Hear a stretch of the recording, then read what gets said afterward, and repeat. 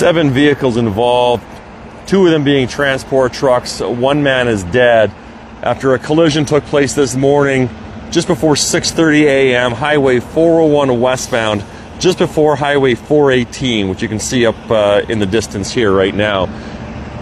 Speaking to involved drivers here right now, it's my understanding that traffic was slowing down due to construction up ahead.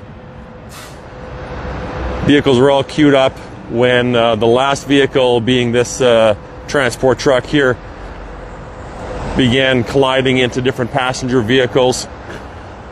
The first one is this one up in the distance here. The OPP Collision Reconstruction team are currently on scene doing their work. Fire, EMS, the coroner, towing operations, MTO, and everyone are on scene here. Full closure in effect. Heavy delays obviously approaching this area. It was dark at the time. There was artificial lighting from the high mast lighting above. Roads were damp, visibility was decent, it was dark.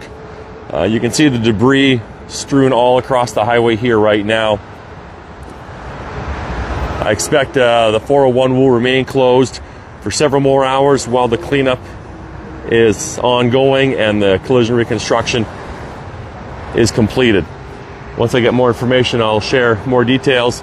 But for now, 1 person is deceased, 6 people with injuries, all non-life-threatening, non-life-altering.